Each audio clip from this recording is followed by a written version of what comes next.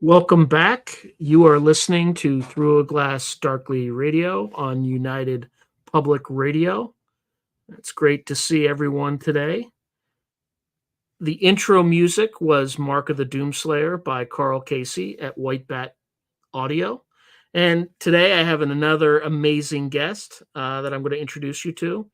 His name is Tom Montalk. He is a fellow truth seeker on a quest to expose the dark and empower the light.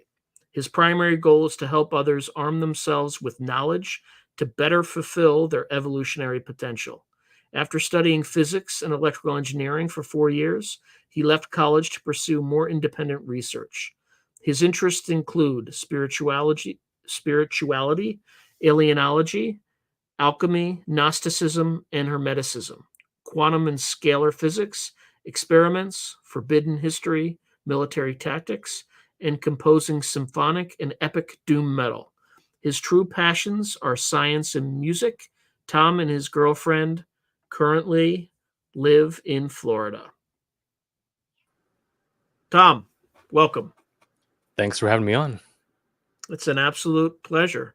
I'm sure this was much anticipated. You have a lot of fans, I can tell from some of the episodes that we did recently, or at least this past week on Through a Glass Darkly, the YouTube channel. So, all right, today we're talking, I think the title of this is about escaping base reality, and it's hopefully going to be about so much more. So let's kind of go all the way back if we're talking about kind of what we see as reality and start unpacking the layers based on, I think you have like 2 decades or more of research on this and trying to understand kind of the nature of reality around us. Explain this concept of the dark state, not the deep state, but the dark state. So I think a lot of people are familiar with the deep state concept, which is that there are elements within our government which are not elected. And when we have presidents that change over every 4 years or every 8 years, this deep state stays in the background and they maintain sort of continuity of structure. Okay. Now, some of these guys are not very ethical. They collude amongst themselves and they cause a lot of problems for the world and society at large. Okay. But you see, that is still all surface level because the people that do comprise the deep state, they go home to their suburban neighborhoods or their apartment buildings and they drive to work and they live a relatively normal life, which is not the same thing as the dark state, which is almost as something that Richard Dolan would call the breakaway civilization. In other words, these are people that live and operate by the rules of the deepest, darkest of the military projects, black programs, gray programs, even things beyond that. And they spend a lot of their time in these very secret facilities. A lot of them are underground, so deep underground military bases. Some claim that some are even off-world, some sort of a non-public space program. And this dark state, they are even more clandestine and even more organized and intelligent and technologically advanced than the deep state could ever imagine it could ever be. So here we're actually talking about almost like a parallel civilization comprised pretty much of humans like you and me. However, their culture, the way that they think, the technology that they have, it is as if they are time travelers from centuries in the future because they are that advanced and that far-ranging in their plans. So this dark state, we have to keep in mind as being separate from the deep state and actually being one level down beneath it, and possibly even using the deep state and the surface level government as their instruments or puppets to wage various proxy wars amongst one another. And this is all stuff that we would see in the news but not realize has a very deep and dark origin. Now, how did you come to this conclusion in terms of the sources that you've analyzed to learn about the existence of this quote unquote parallel civilization or dark state? So one of my origin points was actually as an alien abductee. So I had a number of paranormal experiences when I was a kid, including what you would call alien abductions, classic gray aliens and cobalt blue suits coming in to grab me when I was only 2, 3, 4 years old. And this happened over and over again at the time. So by the time I was in my early teens, I decided to start researching what could be behind this, like what's actually going on there. And so when I started reading all the books that I could find at my local library on ufology and abductions and even spirituality and metaphysics to kind of broaden my horizons, one of the things that I stumbled upon was the idea of MILABs, meaning military abductions. In other words, it wasn't necessarily aliens that were taking certain people. In some cases, it could actually be secret, dark military projects that are abducting people, taking them to these underground bases, and doing things to them for mind control purposes or experimentation or psychic remote viewing, things like that. Okay. Some very advanced projects that probe the very limits of what human consciousness is capable of. So this field of military abductions, when you start looking into all the hundreds of cases out there. Now, just as a side note, because I've been on the internet since the 90s and I've had a website presence, I've had a lot of people, researchers and experiencers and ordinary people alike, contact me to share with me their data, their experiences, their questions. And so I've been collaborating with tens of thousands of people over these years to try to put the pieces together of what's going on. And so this whole military abduction thing, that was one component of it. So when I talk about what led me to it, it wasn't just my alien experiences. It wasn't just the books that I read in the library. It was also these people that I communicated with who shared with me privately their experiences, which they couldn't explain, but me, because I had a background in this field, I'd be like, oh yeah, of course. I mean, that's what that is probably, because it matches a pattern, right? So I was confronted with this issue where how is it that you can have humans, people, okay, with alien-like technology where they can literally open some sort of a wormhole, space-time portal into your bedroom and take you out into an underground base, which could be hundreds of miles away. This has been reported so many times, especially with the people that I've talked to. So, it made me realize that there is a component to, I don't even know if we would call it the government or the military, because they might be operating completely outside of that.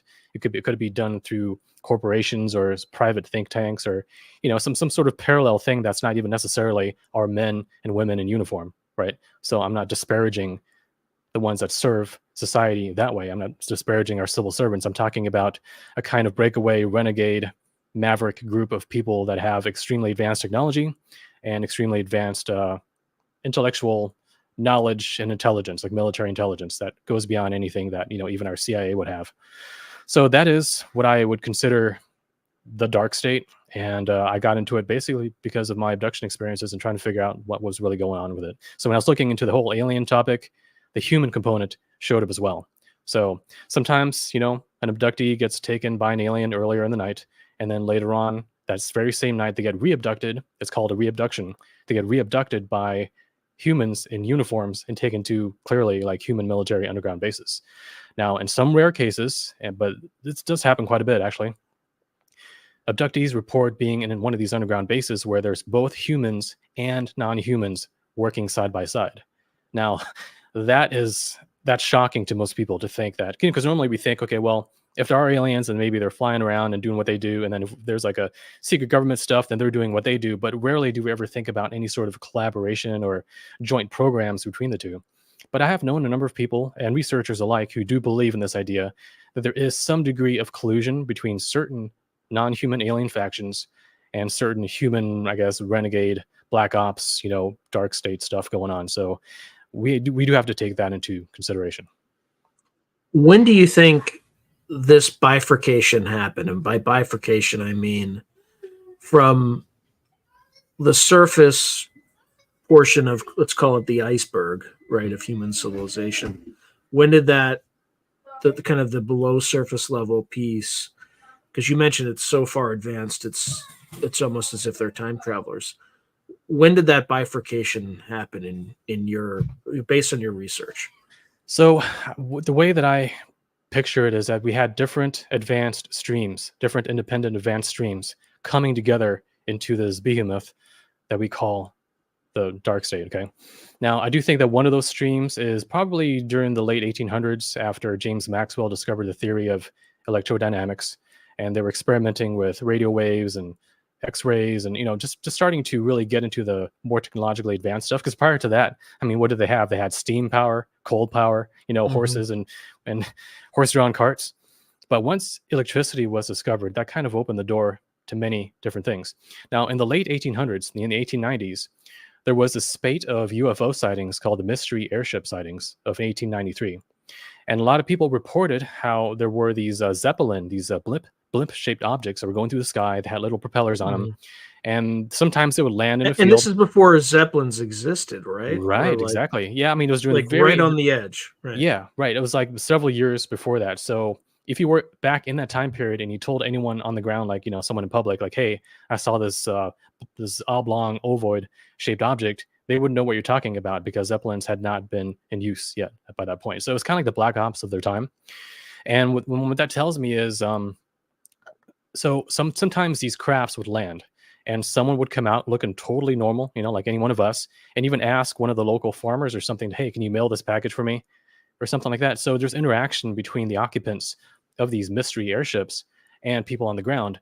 And from all of those reports, it seems to me that they were not alien, they were human, but they were humans with advanced technology. So some sort of a secret private research group that was conducting experiments in advanced technologies at the time.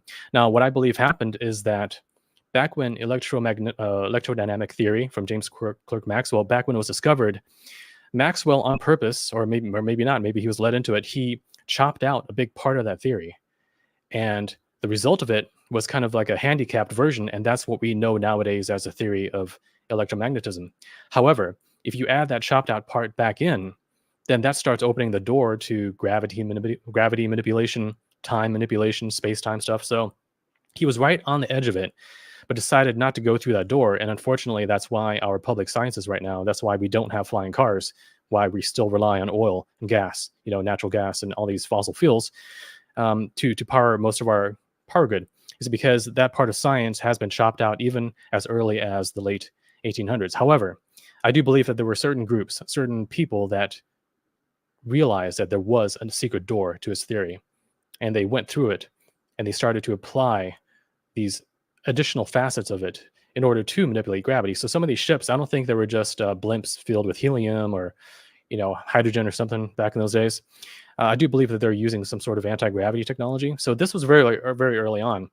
And another thing you have to keep in mind is that even during that time period, even centuries prior, there was various types of secret societies, including the Rosicrucians, which Mhm. publicly they became known in the early 1600s as being a kind of secret society that was benevolent, but they had alchemical technology. They were psychics.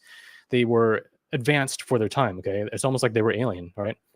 Well, that was in the 1600s. So you can imagine if they continued the research, if they kept on going more and more centuries, who knows what they were like by the 1800s. Maybe by that point, they did have these flying ovoid things. And even nowadays, when people report seeing UFOs, sometimes they report seeing cigar-shaped objects, which is exactly what those mystery airship vehicles were back in the Mhm. 1890s. So it's not like it's not like. See, some people theorize that aliens they're not even alien. They're just some sort of a mysterious phenomenon that's hyperdimensional that projects the illusion of being aliens in order to somehow culturally manipulate us in some way. And that is why, for example, why as history has progressed, maybe many centuries ago, they would show up in what looked like wooden ships in the sky because that's what people knew. They knew wooden ships. And then nowadays, they might show up as like flying saucers or discs because maybe that is what maybe that's what the Nazi scientists were working on and American scientists. So they're trying to mimic what the latest advanced technology is and masquerade themselves as that. But the thing is, there's many shapes that even going back in history, like a lot of those paintings from the Renaissance period, you look up, you look in the painting, you see someone looking up at this crazy craft in the sky, and it's a flying saucer, and that was centuries ago. So it's not necessarily that the shapes have always evolved over time; they have shown up in the past, and I think it's only if you use selective evidence that it seems like it has changed. It might just be the nature of the physics that's required to, use some sort of generate some sort of an electromagnetic field that warps space time. It's like if you read, I think Lou Elizondo's latest book, Imminent, right? He Mhm. posits that the reason cigar shaped craft are shaped that way is in order to stabilize it, you have to create a warp bubble on either end. Same thing with triangular craft. You have to create 3 or 4 warp bubbles, right, in order to keep the entire craft within it. And then saucer shaped, you kind of just have one kind of warp bubble, and then that's Mhm. why they appear to move around at such speeds. It's because there's a relative differential in space time between on the inside versus on the outside. So anyway, I didn't mean to interrupt. I just No, wanted to you're throw in totally that comment. right. Yeah, totally right. I mean, the technology does dictate the shape, just like with airplanes, right? If you're gonna use aerodynamic principles, you have to use some sort of airfoil, like a wing or something, right? Now, in the case, for example, the typical flying saucer shape, it's symmetrical. It's radially symmetrical, but it's flat, relatively flat on the bottom. And that has certain advantages if you're using, let's say, high voltage capacitors that need a big level of surface area in order to generate a gravitational wave field that can be summed together. So, there's principles behind why a shape has to be a certain way. Yeah, but so to kind of tie it back to what we're talking about, I was explaining what led to the origins of the dark state. And I would say it happened during the 1800s, especially the early 1900s, once Nikola Tesla was doing a lot of his more esoteric experiments with death ray beams and even some anti-gravity stuff, free energy. And spirit radio, that's another creepy one, right? Yeah, that was Edison with his spirit radio, and Tesla also had Oh, a it's spirit Edison. radio. Sorry. Yeah, it was both actually. Tesla had one Both. too. Yeah, Okay. they both had some. And Tesla said that he would be listening to his radio all the time, and there'd be voices on it, and he couldn't tell what they were saying because it wasn't English, but he knew that something was communicating. And I mean, this is Tesla, right? It's not some crazy dude in a gutter somewhere. This is the guy who invented AC electricity. Our lights are running on his systems right now. He was a smart. Right. He was a smart dude, so he wasn't lying about that, I don't think. And he was probably picking up on, I don't know if it's even radio waves or some sort of longitudinal scalar wave transmission that other beings could have been, maybe even a parallel timeline that was bleeding through. It's hard to say, but there was a lot of interesting technological stuff going on back then, including leading up, of course, to World War II and the Manhattan Project. I mean, we know that the nuclear bomb projects back then, they're so secret that even the people that were working in the projects didn't know what they were working on necessarily, right? Because it was compartmentalized. So each person would go into their work every day, work on this little widget, not knowing that it was for an atomic bomb. Now, even before then, a couple of years before that, 1943, there was the so-called Philadelphia experiment. And that's where is that real? I hear mixed, some people say it actually happened. Other people say it's just apocryphal. Yeah. Right. See, I believe that something happened, but it was probably embellished, and it's kind of like a game of telephone over time. So some of the details might be warped, no pun intended. But there's something to it for sure, because one of my mentors was a retired nuclear Navy engineer who sent me a ton of books when I was a teen. So that's how I got up to speed on a lot of this alternative physics stuff and conspiracy material. But he was old by that point, and he knew people that were in that project. So he says, that were involved in it. And this is back in the early 40s. But the point is that even back then, there was a lot of secret government black ops activity involving, anti-gravity work and free energy work and scalar energy transmissions and so on. And you can imagine how once someone gets involved in that level of technological development, their outlook on life changes. Their outlook on Earth and society and culture, it changes, because you start seeing more far-ranging things. And you also start realizing that a lot of this surface politics stuff is really a sham, and that the ones who have the real power are the ones that have the real technology and that keep themselves hidden so that they don't become targets, right? That's where the real center of power is. Like, if you can point to someone, let's say like people that point at the Illuminati or, some sort of conspiracy group, if you can point at them, then most likely they are not the ones that are truly in power. So how does one become a member of this club? Or are they already kind of been siphoned off and they kind of have their own societies, Right. etc.? Like, how does it work? It's kind of like a river that different tributaries flow into. So there's different sources that flow into it. For example, you can be born into it. Maybe your father, your grandfather, or someone was in one of these projects. And so because you are still within that lineage, it's kind of like nepotism. You kind of get inducted into it. Oh, great. So I'm sure the best and smartest people are part of it. Yeah, right. Maybe not in all cases, right? So now, probably not in most cases. Sorry, I was being sarcastic, but yeah. Yeah. So another thing to consider, however, is that in the late 1800s, or actually even a little bit closer towards the middle, there were also a lot of spiritualist, esoteric, hermetic, theosophical society people, like Madame Blavatsky, the Theosophist Society, or whatever it's called. Yeah, like right. that. Exactly. So there were people back then who were involved in the very cutting edge of human potential and knowledge and experience. They were the ones that were digging into paranormal phenomena, contacting spirits on the other side, and so on. And some of them were I mean, let's face it, some of them were industrialists, scientists, biologists. There were people that were really smart on the technical side. And back then, there wasn't as much of a stigma as it is nowadays for a scientist to get involved in paranormal alternative type research. Because back then, people were a little bit more open minded, and the academic control system hadn't fully kicked in to the degree that it has during the 20th century.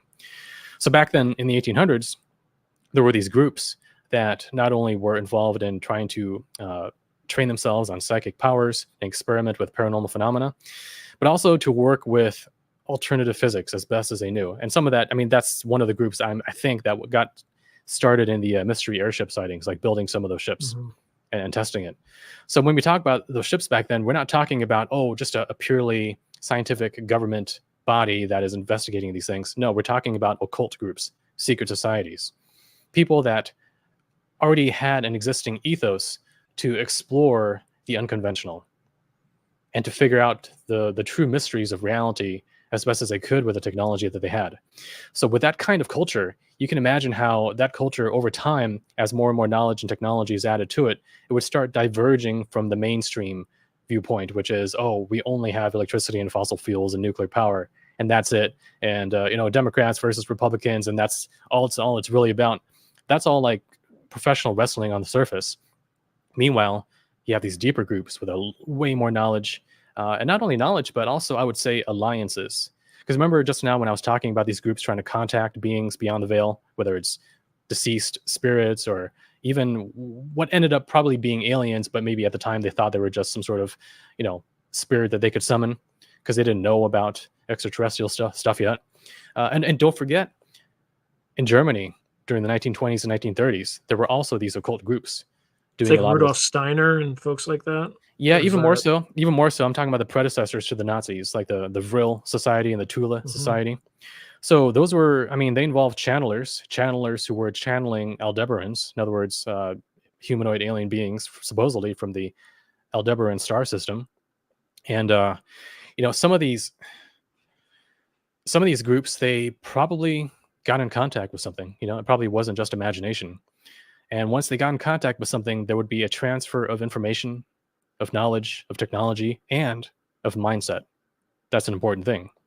Because when we talk about the dark state, we're also talking about an infusion of possibly non-human mindsets or non-human cultural values and ways into the human sphere through these groups who have technology that is similar or starting to become increasingly similar to some of these non-human intelligences, right? So they, by this point in time, are probably closer to them than they are to us.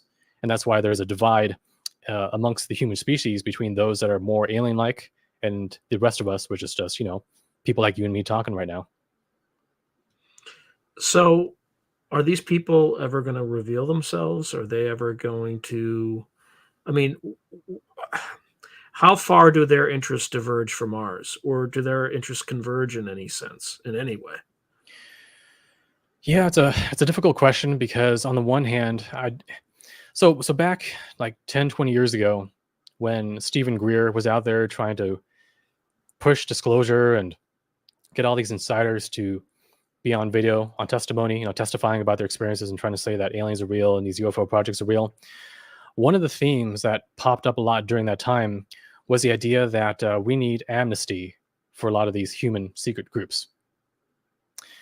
Now, there was a big push for amnesty. Not a fan of that, by the way. Right. Not a fan. Uh-huh.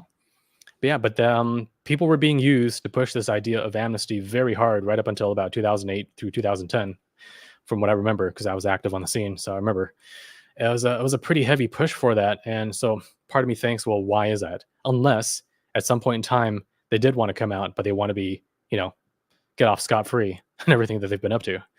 And now if they can couch it, in a kind of carrot dangling way, like, hey, if you guys give us amnesty, we'll tell you what the truth is. We'll give you disclosure. We'll give you the truth about UFOs as long as you don't hold us accountable. Well, and how do you know that what they're not giving you is what the intelligence community would call a modified limited hangout, right? Like they just did with the with the Nordstrom pipeline, right? The first story is, Putin did it. And the next story is, 6 Ukrainians on a yacht in full view of the Russians had a dive team, and they did. It's just like anybody who knows anything about military doctrine and tactics, it's just like, I can't believe some of the things that they're throwing out there are I that know. ridiculous. But how do you know they're telling the truth, right? It's probably some like element of truth with, Mhm. a whole host of lies around it.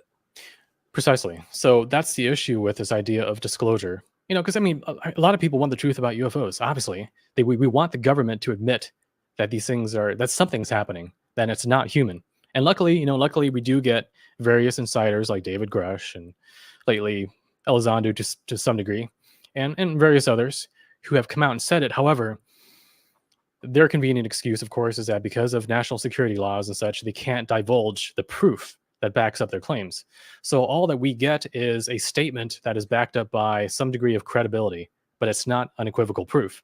And that's why we have disclosure if you define it merely in the sense of, oh, we've got some government official saying it, but that's not the same as actual proof. Like, oh, here's an alien, here's a ship, we'll fly it around, during a 4th of July parade or something. That's different, right? So disclosure, there's different levels of it, and we are only now getting the like the whiff. We're not even tasting it yet. We're only getting the whiff of it. And that's the issue, because when people depend on the government to tell them what reality is, to tell them the truth, who you're making them the arbiters of what reality is.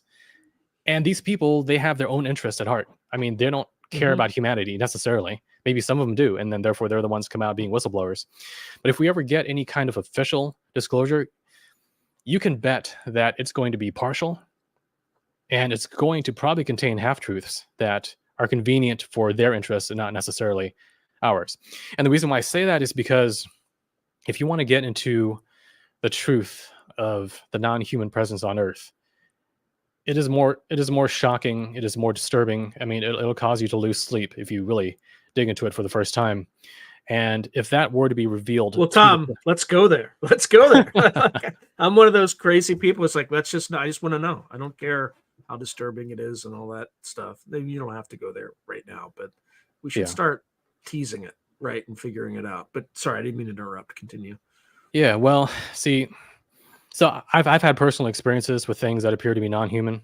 So I know some of their capabilities, some of their limitations, and some of their agendas. And now I don't want to put all these non-human intelligences into one bucket and say, oh, it's all evil, it's all bad, because from what I can tell, there's conflict amongst them. There's some Mhm. there's an influence amongst the non-human side that seems to be pro-truth, pro-discernment, and pro-human sovereignty and human liberty. Okay, there is that element. However, they are not the Hollywood good guys that we expect them to be, in the sense of, oh, coming in with lasers blasting and taking out the deep state and the dark state and rescuing us. I mean, that's like comic book fantasy. That's not what reality is. Why? Because there are so many practical considerations. I mean, for example, right now in America, our population is basically 10 times more than what it could support without even just electricity or oil. So our population is actually bigger than it would be otherwise if we didn't have electricity or oil.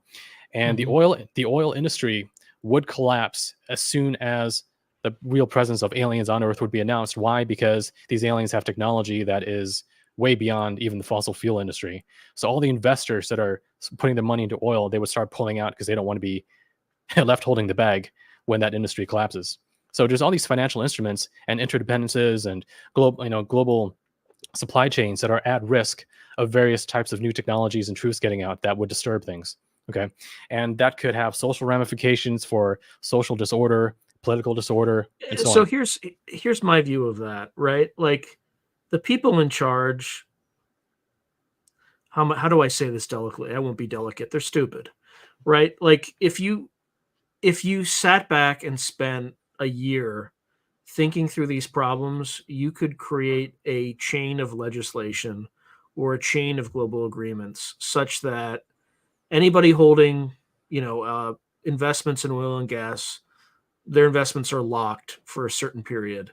And then you could say have some sort of agreement where you have a trust, you create a trust that has some of these technologies, and you do some sort of like a bidding, like bid or whatever, where you can transfer it, a license, a royalty system that slowly fades out over time, but would help those entire industries shift to these new industries in a way that is minimally disruptive. And the fact that a lot of our leaders come out and say, you kind of trot out this argument. I honestly believe they believe that, but in my opinion, they're stupid. Like they just haven't thought through an intelligent way to do this. And it's really frustrating for people like me who are on the outside just watching it. It's like, guys, it's not hard. It's not hard. Anyway, keep going. I didn't mean to interrupt. Actually, I had to rant a that little bit. brings up a good point, which is some of these guys, military guys, strategists, and so on. Some of them talk about a kind of dichotomy between controlled disclosure, where you only give a little bit of the truth and make sure that the system doesn't collapse, and then catastrophic disclosure, where you put it out there and then there's all these runaway chain reactions, and it's really bad for the national security of America, right? And you could lead to wars or whatnot. Well, what they leave out is a third option, which is you go ahead and put the truth out there, but you have a system in place to manage the fallout, just like exactly what you're talking about. If you have the mechanism in place to manage the fallout, where people are reassured that there is a way to deal with this truth in the way that, it's not catastrophic, it's not total chaos, then that confidence itself can lead to the time and the opportunity needed in order to create these structures in the first place, to kind of move ourselves smoothly, gives us a soft landing into the new reality. But that's a question, how willing and capable are our leaders to put that system into place fast Well, they're enough? certainly not capable. Like I think that's pretty, it's abundantly clear. Right. And I don't think they're willing either, because they're not motivated by impact, or they're motivated by what's best for me personally. Exactly. Right? You can see that in the ability to trade on insider information legally in Congress, which I'm astonished, utterly astonished that that's still a thing. I know. But yeah, that's actually, in this country, that's the fastest way to become a multimillionaire. Like, win a congressional seat, and Right, just do it for 2 years, and if I did it, I'd be I'd have $100 million by the end of that 2 years. Yeah, and a lot of them are invested in oil and in technology stocks and biomedical stocks and so on. So they've got this golden goose that they're protecting, and anything that interferes with that, they're probably not going to support it. I mean, why would they disrupt their own cushy lifestyles and that of their descendants by putting truth out there that has unknown ramifications for them?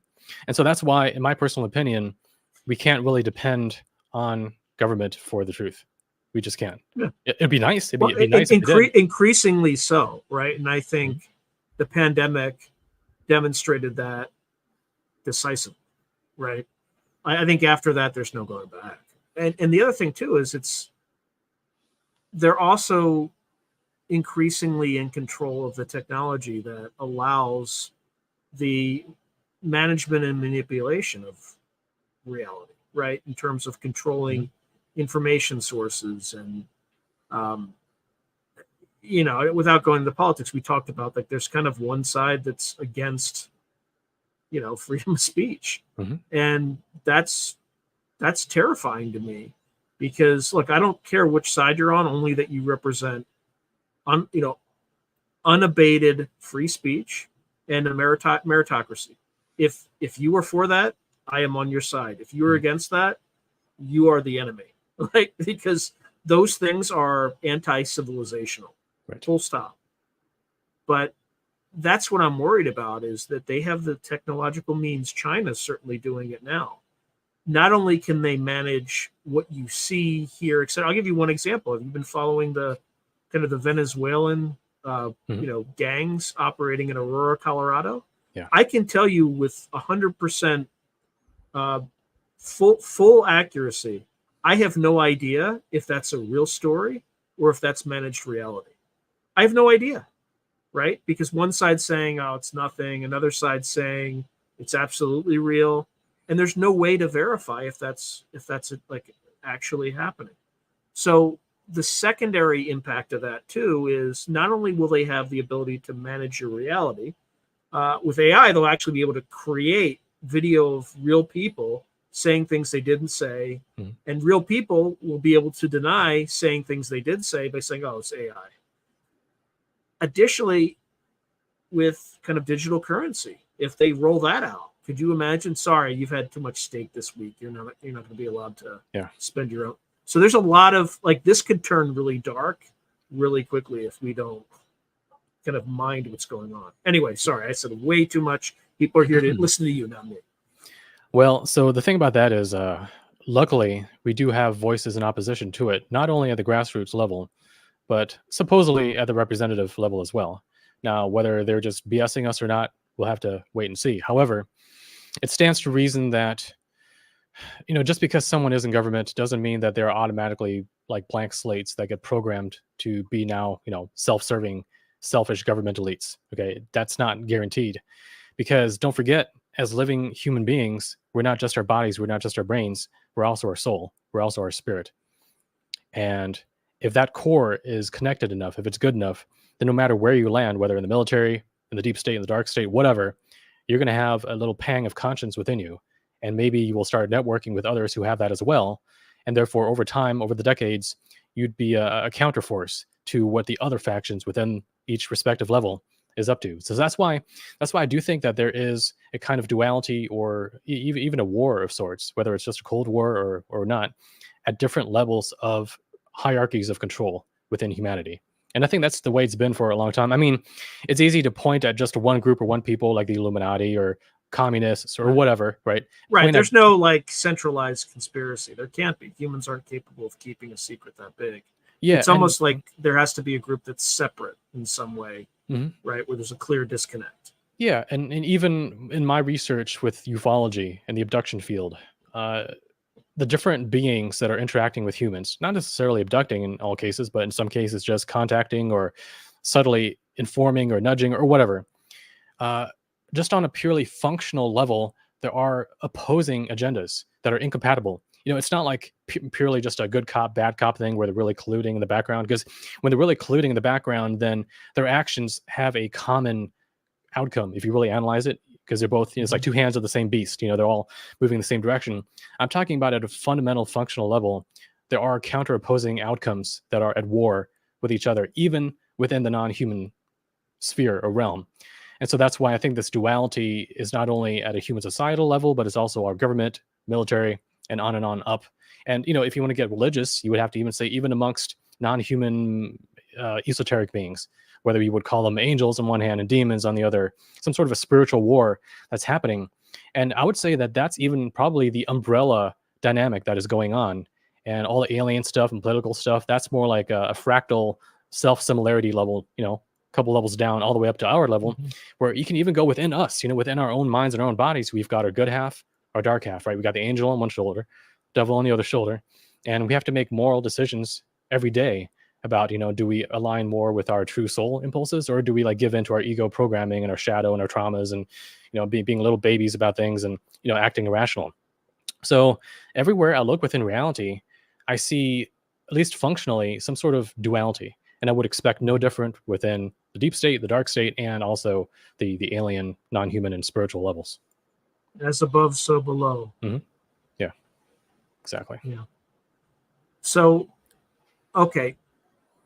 Part of where I think we need to go as a species is, I think, increasingly our technology is going to be, or there's going to be a strong attempt, as I mentioned earlier, to centralize it so that there's control of, managed reality, right? I think the only way out of this is for folks to develop the ability to communicate in other ways. And those other ways might be some sort of psi phenomena, what have you. And I think most humans are relatively weak or non-existent in terms of that ability. And in fact, I think I was telling you, Tom, before we started, I had a discussion yesterday with Dr. Dean Radin, which will appear sometime in October. But he's actually done genetic research on people who have documented psychic abilities. And there's kind of an epigenetic part of that where they have a cluster of genes that are turned on called exomes. And then there's a specific thing called introns that are turned on or turned off. Genetically, there's really not, in the research he found, there wasn't like a strong correlation with any particular location, except for areas that those genes have quote unquote been turned off. Mm. And interesting enough, it is the places where there was persistent witch hunting and things like that inside the Holy Roman Empire. So kind of like Rome and kind of slightly north, people with those sort of genetic backgrounds have these introns turned off. Now you can turn these things on through meditation, and over time, in the Eastern tradition, there's actually a strong correlation, which I almost fell out of my chair when I was talking to him, because when you start going down this journey, there's a very common set of things that happen that people with Eastern philosophies are well aware of. I had no idea, but you start having synchronicities, and then after synchronicities, they start to experience instances of telepathy or precognition, and then there's a very well trodden path that most Westerners have no clue about. So I think that's probably the way. But for me, as an example, I'm so underdeveloped in that area, I don't even know where to start. Yeah. Is that a path, or is there other ways? Right. So, one of the reasons why humanity is in the state that it is in is because we're not necessarily informed enough. We don't have a good enough intuition, let alone psychic powers, to see through appearances. So when there's a politician on stage putting on a big smile, promising things, and all we see is our ears hear and our eyes see, then clearly we can be taken in by these demagogues. However, if we were psychic, we could say, oh, wait a minute, his mouth says one thing, but his brain is thinking something else. And so having psychic powers in itself would automatically create a kind of high trust, high accountability society. I mean, it would be extraordinarily disruptive for about 3 to 5 years first. But I agree with you on that. Mm-hmm. Right. And so, I mean, even right now, like people who have issues with hauntings in their house or energy vampires or something like that, there's a lot of things that affect us that we can't see if we're not psychic. But if we could see it, then it would be just as easy as having an X-ray machine or a microscope where we could say, oh yeah, obviously that's botulism, or obviously that's this or that organism, right? We could say, oh, well, obviously up in that corner right there, there's a dark astral being that has built a nest up there. And every night it comes out while you're sleeping and hovers over you and starts sucking your life force energy out of you. Sounds pretty crazy, but a lot of people that are clairvoyant, they can see such things. And there are methods of dealing with such entities where if you do it, it works. And suddenly, hey, you wake up and you're not dead tired in the mornings because you actually got your rest and your life force energy was kept within you. So there are things going on that keep humanity down. And that's why people who are highly misanthropic, who hate humanity and say, oh, humans are just SHIT. Well, they're only looking at surface appearances. They don't have enough sympathy for humans because they don't realize the degree of pressure that we are under by non-physical forces. Not to mention, programming through media and school, subliminals on TV and so on, cell phone towers emitting certain waves that could affect us psychologically. So we're immersed in a multispectral system of control. And a lot of people don't know it. And there are victims of it. And even if you told them about it, some people are just too low in energy and don't have enough self-discipline to do what they need to do to get themselves out of it. And that's a problem. I mean, that's like a genuine free will violation where people, even if they knew, they can't do anything about it because they've been so weakened, so beat down that they can't do anything. And that's why I have a lot of sympathy in my heart for humanity. I do, because I understand that we're up against extreme odds. And so even though there is the presence of spirit, even though I do believe there is a kind of divine intervention that is helping, it's still difficult. It still requires a lot of effort, personal suffering to dig out of this hole. So, for example, if we want to transition towards a more psychic society, it can be done. It can totally be done. But as you said, it would be so disruptive that there would be a major turbulence on the way between here and there. And by turbulence, what are we talking about? We're talking about Ceausescu's and stuff like that, where leaders get pulled out into the street and literally torn apart. Yeah. Right. Because, I'm sure if people saw what's on the minds of some of these people and some of the things they've done. I mean, you take like the Epstein thing, right? There's a list out there, right? But it's never been released, or, it's not, nobody talks about it because everybody on it is at the top of their industry. And it was basically, in my opinion, was some sort of a blackmail cult, right? You want to be part of the elite. We got to put you in a blackmail cult. The same thing with, I think, Sean Puffy Combs. That's all gone dark, right? Yeah. Right. That's a whole separate, same operation, just rinse and repeat. And I think if elites are worried about, like, oh my God, all these really well qualified and distinguished leaders are going to be, they're going to lose their positions. And my answer is good. Yeah. Good. They shouldn't be in charge anyway. Yeah, exactly. Yeah. Now, the only problem, of course, is that to some degree, they do have the general population hostage in the sense that we depend on them for oil, electricity, economy, interest rates, and so on. And so there's a kind of a figurative gun to our heads where if you try to take them down, there is a lot of disruption. There's like a rug pull that might happen where you could potentially face a without rule of law situation, if things get bad enough. And it's not just for like exposing them, but also like alien disclosure, for example. If that becomes out there enough in the fullest degree, yeah, you would have a lot of problems. But then here's the thing: which is worse, living under a lie until we eventually get funneled into the slaughterhouse, or just ripping that band-aid right off, pulling that knife out, risk bleeding to death, but then therefore being able to get the surgery that we need to heal civilization and move forward. So yeah, rip off the band-aid 100% of the time. Yeah. Now, see, here's the thing: some people say, "Hey, we need disclosure, we need truth," but in their minds, sometimes they're thinking, "Well, just government admitting the truth of aliens, and then we kind of move into a more Star Trek civilization very peacefully." But I think realistically, probably that won't happen. I think there would be a lot of disruption, and I mean, if we're talking loss of life, worst case scenario, 90% possibly. And I say 90% only because 90% of the population. Yeah, I say that only in a rip-off Band-Aid scenario, or in the kind of just boil the frog and wait scenario. Well, actually, probably both, to be honest, because the boil the frog scenario, the ones that are in charge of that, they're the ones that have been calling for population reduction. They want the world under like 500 million or something like that, like a small. That's what the Guidestones said that mysteriously blew up. Yeah, and years back, right? Yeah, and there's been other things like Agenda 2030 and some other different conspiracy theories out there that talk about major population reduction if these elites get their way. So that's not good either, right? So I think it's better to risk population destabilization in a more chaotic way, because that's the only one that has any chance of a positive future whatsoever. But it comes out of risk. It's a gamble. It's like you're going to Vegas. You need that 10 grand, and you're willing to lose the 2 grand that you have on you because you need that money. There's no other way to do it. So you have to play your cards right, and then you can make it through. But I say 90% only because one of the potential fallouts of a major destabilization scenario is that you do get geopolitical conflicts. Like right now, we're currently on the cusp of World War III. We're getting very close to it. We're not there yet, but we're getting very close. And one of the first things that would happen before any sort of nuclear strike would be an EMP or cyber attack on our country.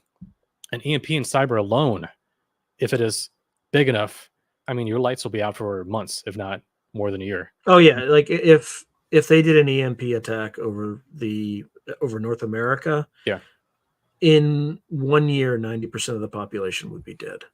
Yeah. Right. And that's because with EMPs, you have, I mean, you're an electrical engineer, you know this. You have generators and motors in your car. Like trucks wouldn't be able to move. It's not just the regular, the grid and things like that. So you wouldn't be able to supply food to people. So people, like most of the deaths would be probably from mass starvation, less from the violence. The violence might be pretty early on.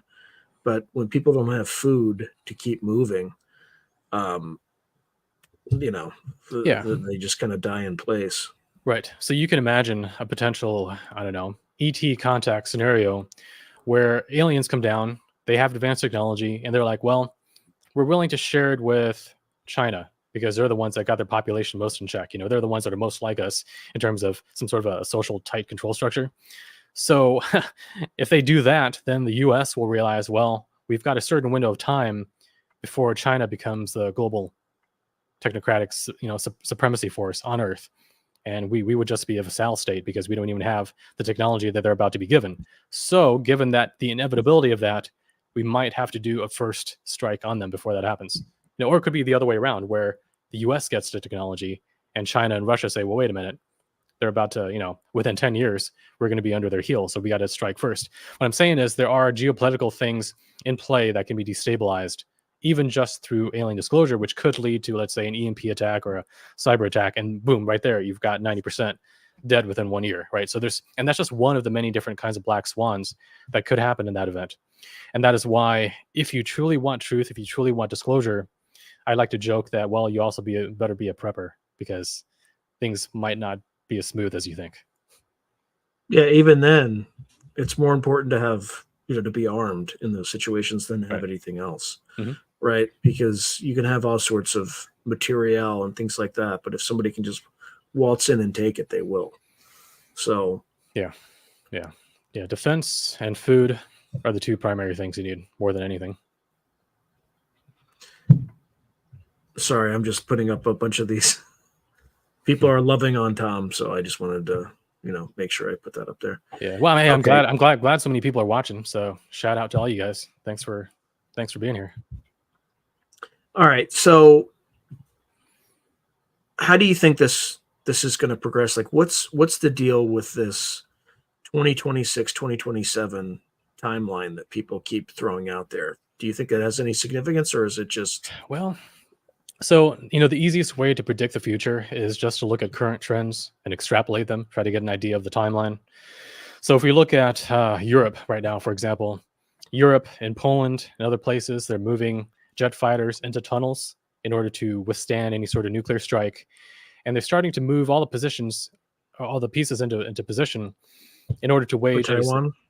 And Taiwan as well. So right now I'm just talking about Russia versus NATO. Okay, so Russia versus NATO, that situation is, it's getting bad. Like, we don't see it in the news unless you really look for it, but it's getting like this close to popping off.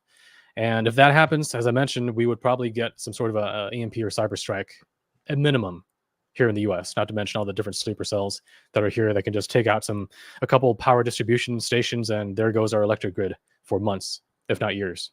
Yeah, I think there's been 6 or 7 attacks with snipers on key substations. So in the United States, someone, I don't know who, has been probing for quite some time, but all you need to do is take out a few of those critical substations, and you have a big, big problem. The other issue is when it comes to transformers, like the big electrical equipment, electrical transformers, they're all made in China now. There's none made here. So there's other things too. Like, we've forgotten how to do things. We haven't tested a nuclear weapon since 1992. Yeah. I don't think the Russians have since 1991. Right. So we don't even know if our weapons work anymore. I mean, I'm sure at Lawrence Livermore, they do a ton of simulations and things like that, but we don't know.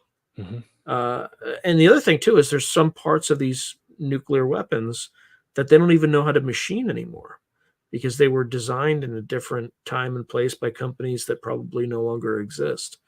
So it's almost like, at the same time that we're having all these rapid technological advancements, having a geopolitical situation that's probably the most unstable since the end of the Cold War. And also, when you have all these rapid technological advances, you also have people who are being placed in a position for reasons other than merit. So you're having planes that are falling out of the sky, right? Not yet, but you're having parts, right, that are falling out of the sky. And people don't remember how to do a lot of these things. So we're entering, and you have the baby boomers who are retiring. The population, while still growing, it is slowing because people aren't having any children anymore. So you're also looking at a future economic contraction, in the sense that you need people, you need to have a growing population to sustain this kind of never-ending economic growth. So absent all of this stuff with the dark state, just the trends that on the surface clown show, right, are not looking great right now. Not Yeah. looking great at all. Right. And these are the trends that are pretty obvious in the news or different research papers if you dig into them. Now, I will say that on the plus side, I do believe there are positive trends as well. However, they are not as visible. So they're more low key, you know? And so that's the issue, that we do get a relatively one-sided view just from watching the news. It is pretty bad. However, it tends to obscure some of these hidden positive things which we can't prove they exist yet, but they might be there, and it might actually cause the future to be, maybe not as bad as we think, but very different from how we think. That's the thing. See, like a lot of people think that, well, if there are positive forces, if there are good people in government and so on, they will help restore things and turn things back to the way they were, like some 1980s, 1990s America. I don't think so. That's not going to happen because technology has Right. moved on, culture has moved on. So we're not going to go backwards. What's going to happen is we will go forwards in a new positive direction versus what we've had before. And so this gets into something that I have enjoyed talking about previously, which is the whole like age of Aquarius idea. Just the idea that even just historically, if you look at different astrological cycles going thousands and thousands of years back, The age of Aquarius, basically. yeah, yeah. So we've been in the age of Pisces for over 2,000 years now, pretty much. Just before the birth of Jesus and that whole time period. So we've been in this Piscean age, and that does correlate with the general thrust of civilization and religion during this time. So if you look at all the astrological traits of Pisces, for example, the more emotional nature of it, the more, well, I don't want to get too negative about it, but let's just say more emotional nature, the less Mhm. logical side of it. And that's what we have seen. However, now moving closer into Aquarius, we can see how technology is really picking up and how the idea of networking, like social media, social networking, that's an Aquarian ideal. So what I envision is that for the future of humanity, there are basically two paths. One is very dark, and one is pretty positive. But both of them are going to have traits of Aquarius in the sense that there will be an interest in the consciousness, the spirit, the soul. There will be an interest in technology and more networking, more humanitarian kind of collective kind of things. But in the dark sense, that can mean what? That can mean like some sort of matrix, hive mind, transhumanism, Neuralink, brain interfaces, Mhm. and so on. That's one potential. And then the other one is more like a kind of positive, careful use of technology towards spiritual pursuits, where things become more like what we envision positive aliens could be like, I guess you could say. So that's one And direction. Right? the two things that separate those two visions, right? I'm just riffing with you right now. Is one is the positive one is bottoms up driven. The hive mind is tops down Mhm. driven. So what that's going to require for people, everyone in this audience, everyone kind of beyond this audience, is that we all need to learn how to be self-reliant. Like your government, even under the best of intentions, is not going to come to save you. Only you can save yourself. As the esteemed Benjamin Franklin once said, God helps those who help themselves. And I'm not talking in the Ayn Rand sort of, Hmm. objectivist kind of philosophy. I'm just talking about make sure that you can take care of yourself in a crisis. Make sure you can take care of your family in a crisis, but also try to learn as much as you can. Don't be a hyper specialist. Try to, as Robert A. Heinlein would say, right? Mhm. I forget what the exact quote is, but someone ought to be able to pilot a ship, fly a plane, do like code on your own, cook a meal, hunt, et cetera, et cetera. I don't know how to hunt, but I could probably figure it out. But the point is if you're looking for some external force to come and save you, you're on the wrong path. This is something that we all have to be able to figure out for ourselves and be able to have a little bit more agency. So the way I look at it is if Martin Luther, again, I'm a Catholic, but I think this is an important analogy here. If he took kind of the intercession of the priest away from the interface between God and man, right? Where man can have a direct relationship. I think we are entering an age where we're removing government out of the relationship between order and individual autonomy. right? And it doesn't mean it's removed entirely, but I think it becomes far more decentralized, right? Far more less relevant to our lives, and I think that's where we're heading. And I hopefully it's managed in a peaceful, calm manner. All right. But I didn't mean to kind of take you off target because you were kind of heading down a track. So please continue. I was kind of going there as well, because when you talk about decentralization, for example, when would decentralization be thrust into the main thing that's going on? Well, when you have a breakdown in centralization, when you have a breakdown in globalism and global interdependency. So you can almost see how the crises that humanity and the planet will be being put through, whether it's climate There's stuff the quote from Tim Beck. He nailed it. Specialization is for insects. Yeah, tell that to the mantis aliens, right? Because they're all about castes and genetic specialization. So right, we need to get away from that. We need to get away towards a more generalist networking, horizontal networking. Not like hierarchical, but horizontal. Right.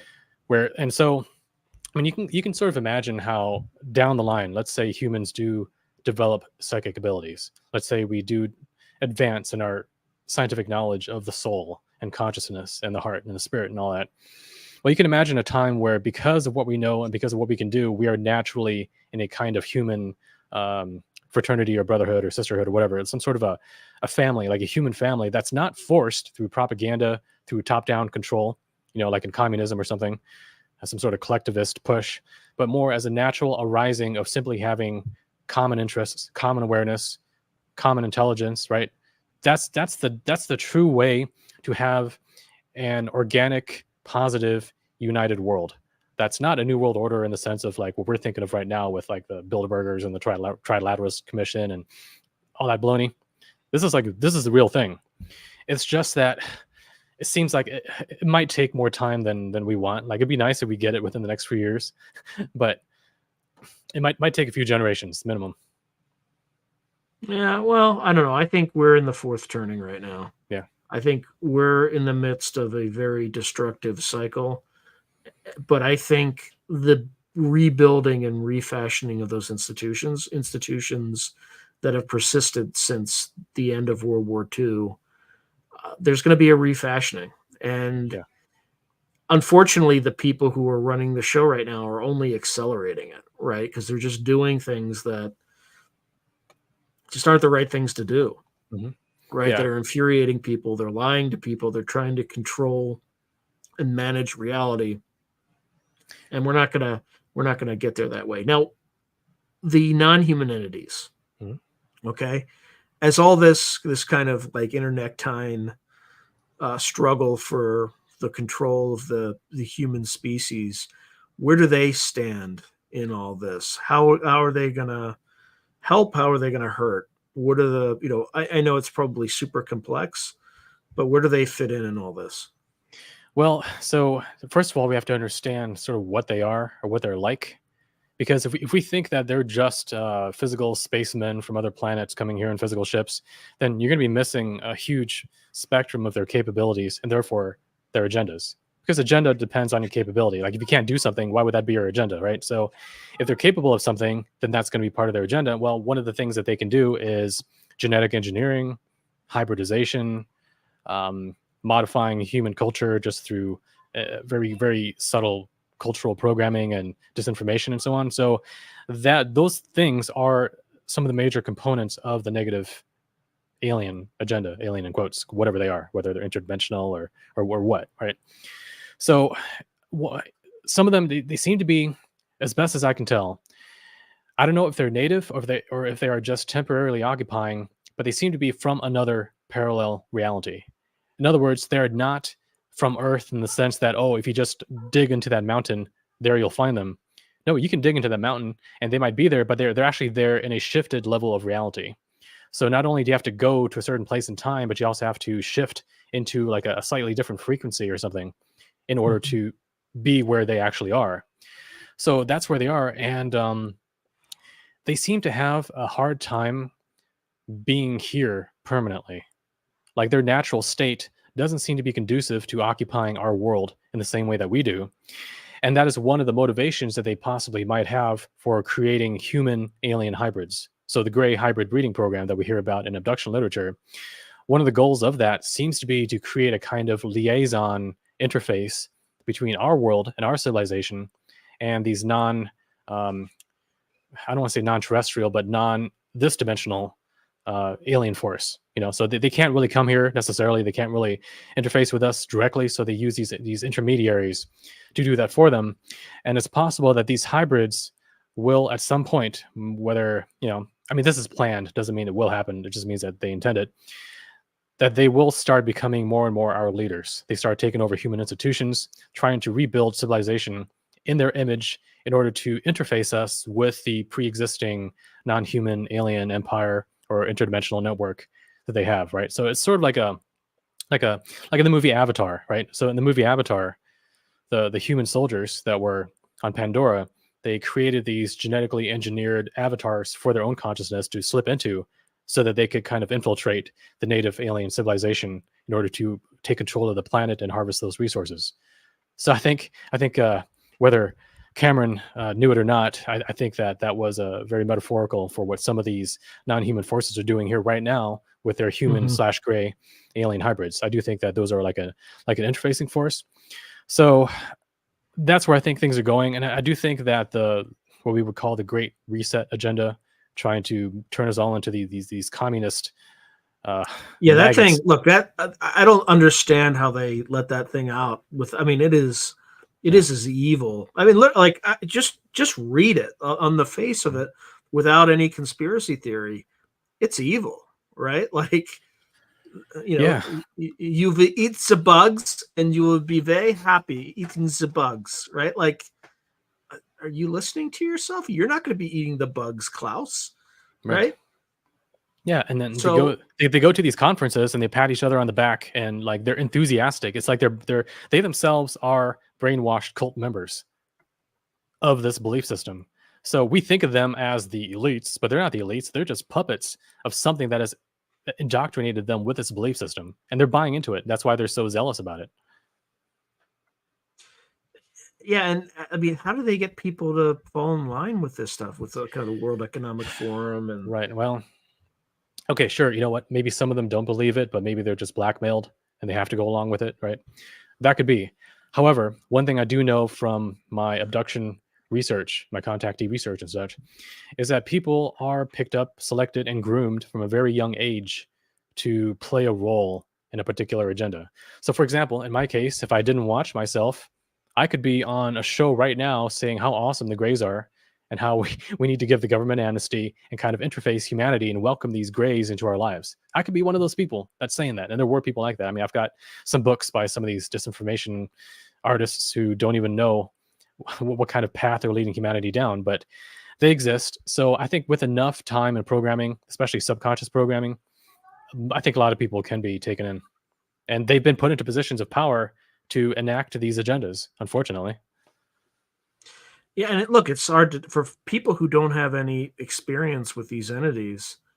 It's hard to tell what the heck's going on. It's hard to tell who are the good guys, who are the bad guys, especially like again after the pandemic. Like, it's hard to tell if the U.S. well, if our government is good or bad, right? I mean, there are factions within that have the best interest at heart, and there are some that don't. But net in the last 4 or 5 years, it's been pretty negative. Yeah. Right? Like, allow criminality on the central, like on the border.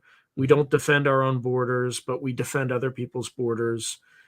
We go after, we call all the veterans who've been fighting 22 decades of war on behalf of the motherland for, we start, labeling them as domestic terrorists and things like that. And then we're barking up into a war against Russia, and suddenly they're wondering why recruitment's down. Yeah. Right. And it's like, it's just, you can't make this stuff up. It's almost like they've lost their minds and they don't know how to get out of this kind of their own death spiral. Yeah. Well, and that's the silver lining, in that prior to that time period, so prior to COVID, prior to that time period, so we're talking about like the 90s, the 80s, the 70s, 60s, during that entire time period, those similar elite forces were also up to no good. However, consensus reality was very much bought into during those time periods. And so people didn't Mhm. know the extent to which the evil control system was really, doing one over on humanity. Like, like the CIA was up to no good during those years, like real bad stuff.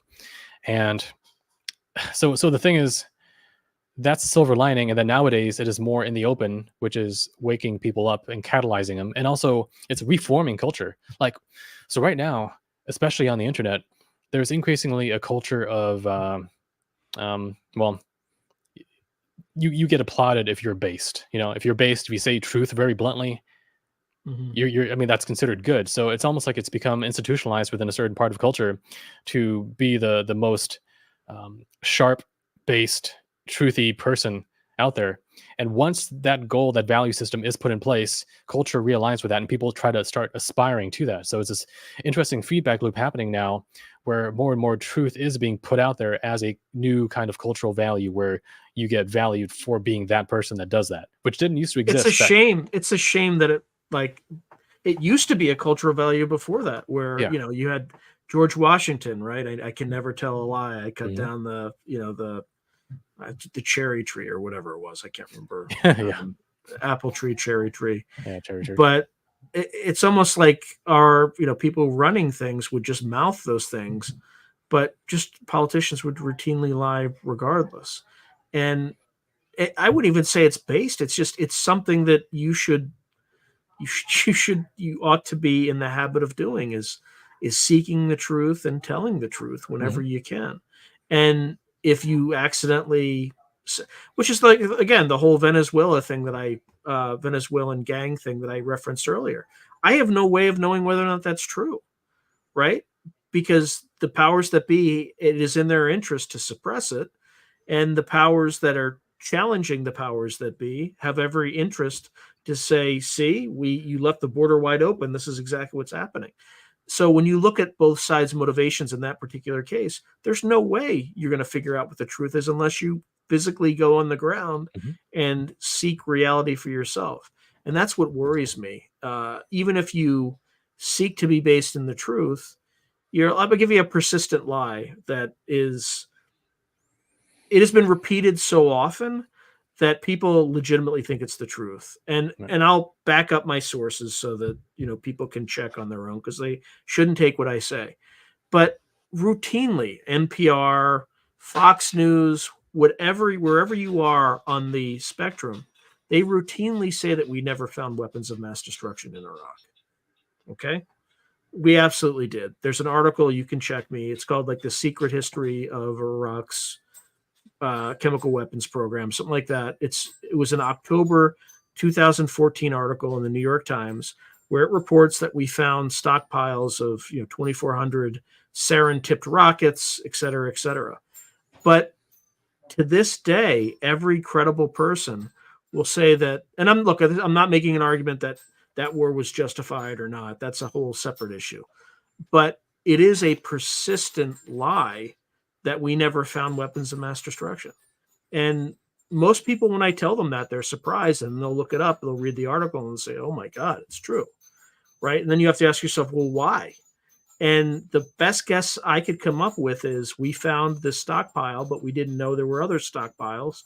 So we didn't want to telegraph to jihadis all over the world that, hey, there might still be some free chemical weapons out there that you can get your hands on if you're fast enough. So like Bush and et cetera, just allowed the lie to play out to protect, other theaters from, people getting a hold of these sort of chemical weapons. Anyway, but this stuff happens over and over again, and it's really frustrating if you kind of know what the truth is. And by the way, it's corroborated by somebody I know who was an EOD specialist who personally, destroyed some of these weapons. So, I'm not just believing the New York Times. I actually know a source on the ground who worked on this stuff. Yeah, I mean, appearances are very deceiving, and people form their actions and their beliefs based on such appearances. So you can manipulate behavior by manipulating the appearances of things. That's pretty much what it comes down to. Now, not everyone has the resources or the time to fact check So everything. She has a cousin that lives in Aurora. She said it's Mm, true. yeah, So that's what yeah, you have to do, right? But yeah. here's the thing, like you also have to say, I believe Shelby, but Shelby might not be Shelby. Could be somebody. You know what I mean? Like you could take this thing and it'll drive you crazy. Yeah, you're right. And that's why, with me, for example, because I research things that cannot always be 100% proven, like in a scientific way. So, therefore, I think about things in a probabilistic way based on motive more than anything. So, we're thinking more like a detective than a scientist. Because, yeah, I mean, sure, a detective does use forensics, but also has to interview witnesses, has to put pieces together to analyze motives. That's a big part of solving crime. So I think that approach is more useful to dealing with the so-called phenomena, whether it's aliens or conspiracy stuff, than just purely just scientific, almost autistic kind of reasoning sometimes. Yeah, and still, like we're not all going to get it Yeah, right. I can only imagine if you're a historian over the last 50 years. Imagine with disclosure, like how are they going to rewrite this history, right? right. Like, and even if they bring this up, is it going to be, is that stuff true? And we might only be getting a layer of reality. So yeah, go ahead.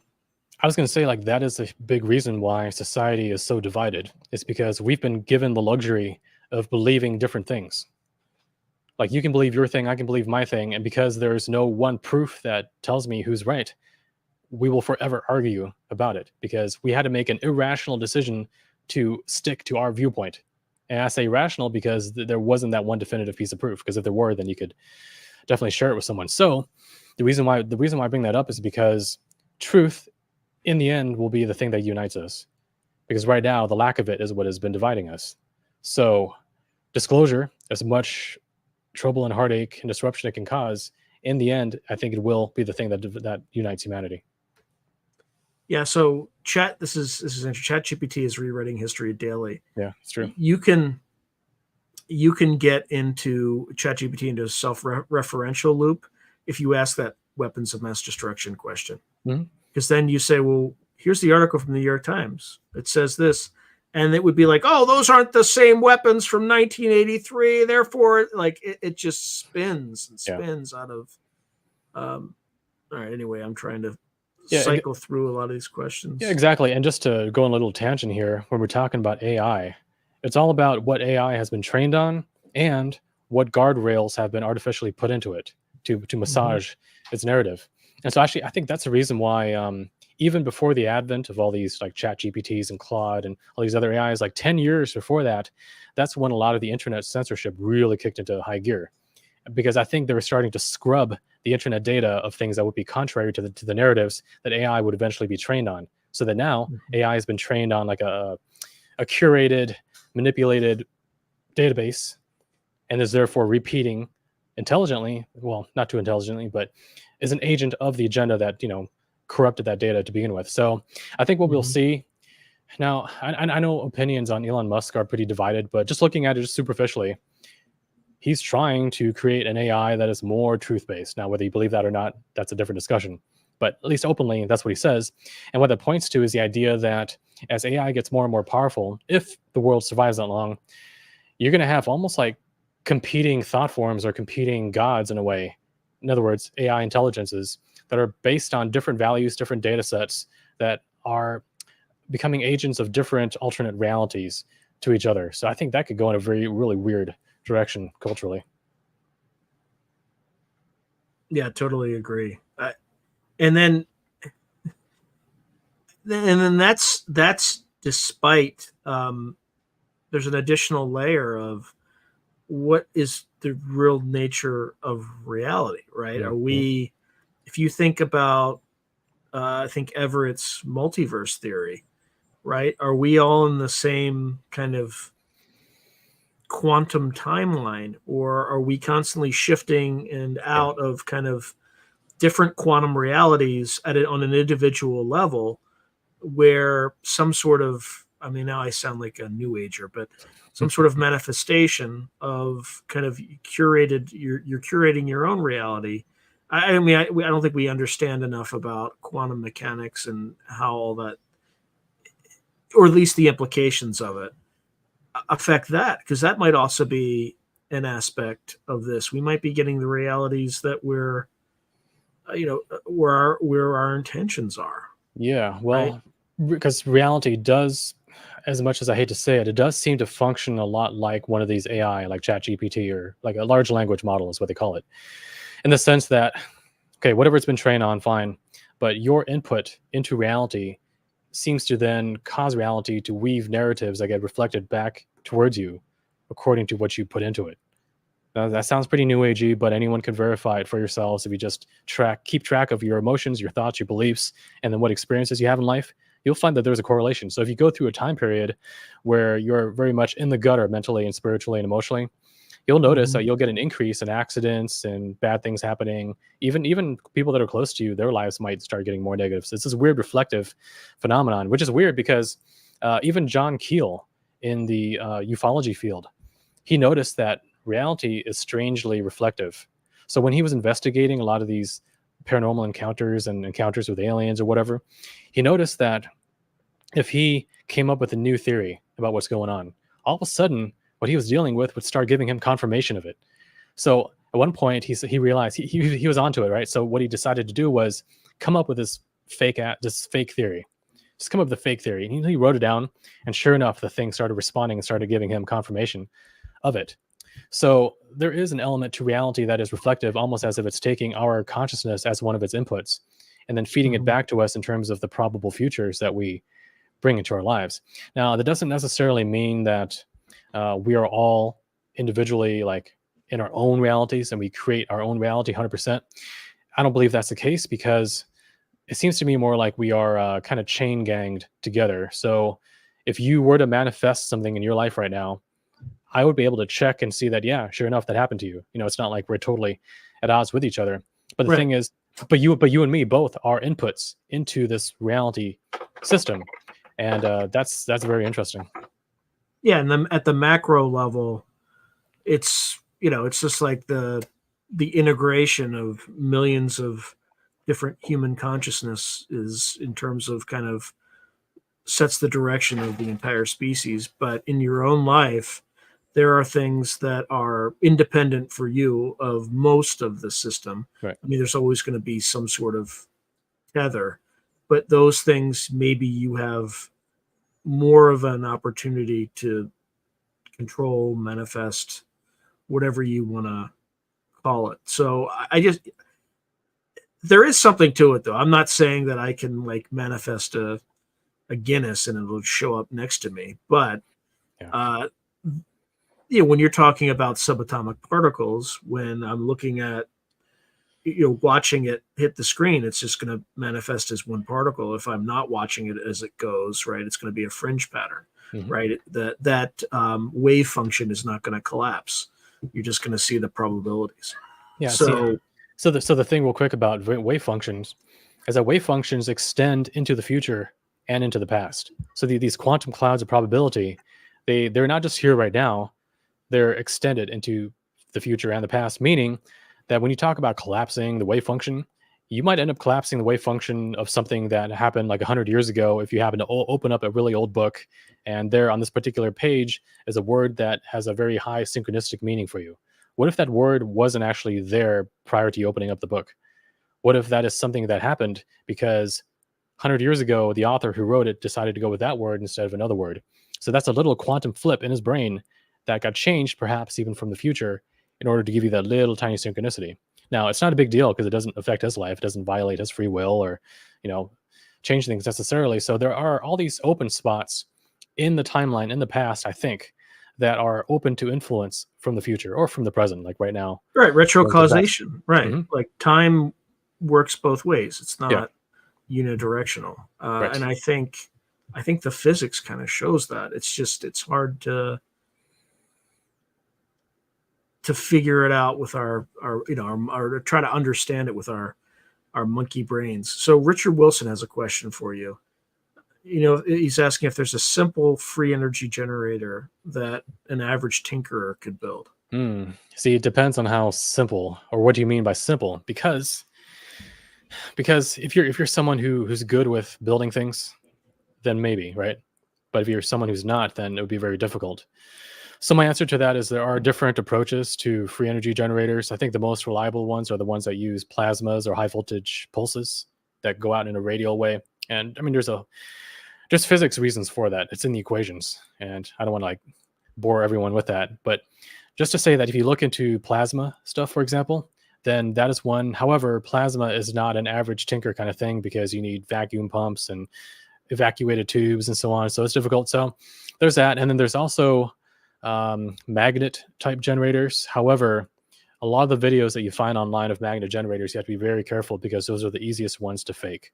And I've caught so many fakes over the years where, oh, look, it's running by itself, but you see like a little fishing line looped around the axis where, it's like being driven off screen by another motor or something like that. So it's like a lot of these things are magic tricks. So you can waste a lot of money and a lot of time pursuing some of these generators. But I will say this. I will say that over time, there has been an increasing pressure and assistance almost from beyond to get the legit free energy inventors out there.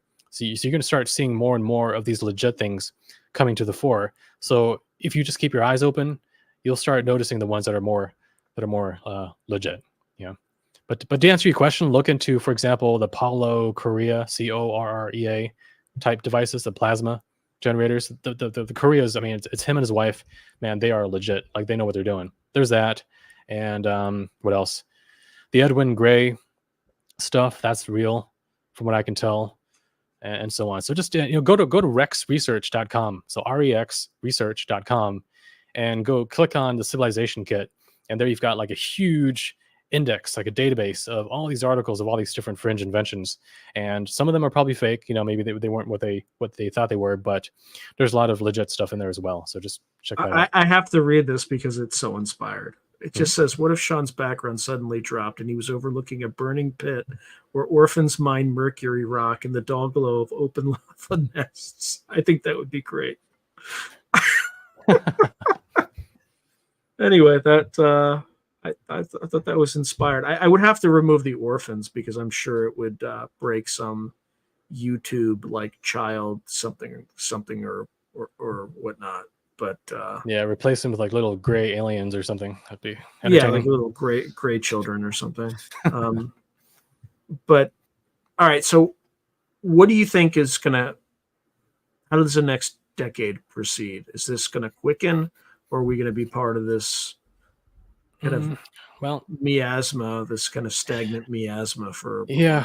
Well, so the thing is, when you're talking about, for example, the open borders and places like San Francisco becoming almost like the lower astral plane with people walking around like zombies in a drug stupor, that is not sustainable. It can't go on forever. Okay.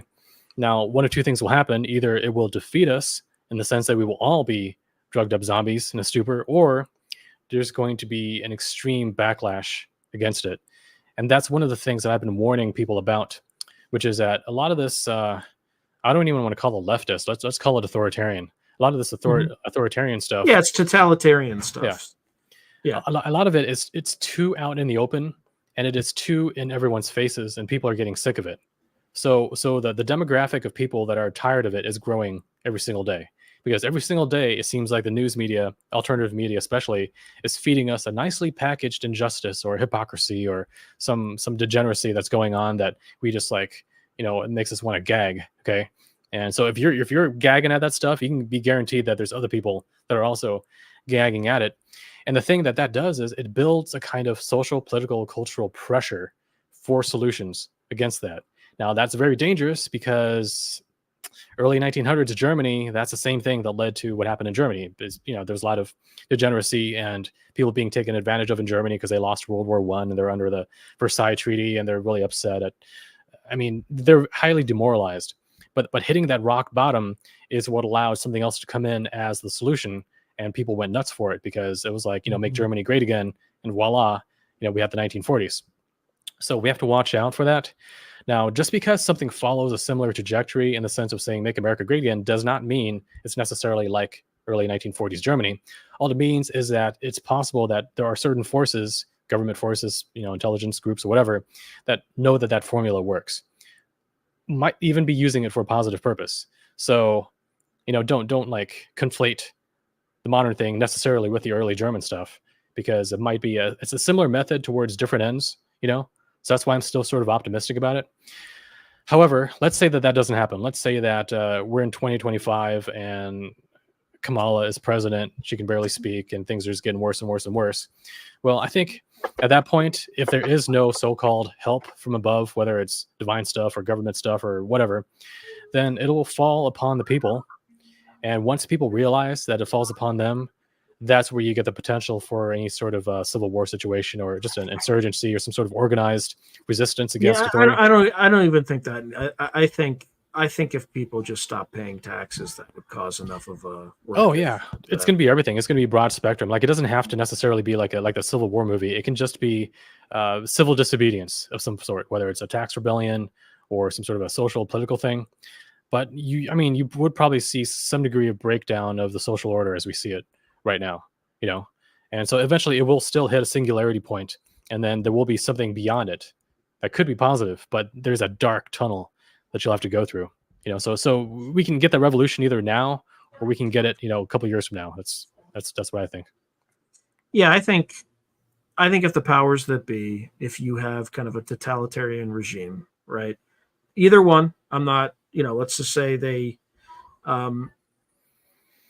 if one side kind of does what they say they're going to do, basically by definition, a totalitarian regime. I'm not going to say which one it is, but let's say the other side might just decide to turn that way, right?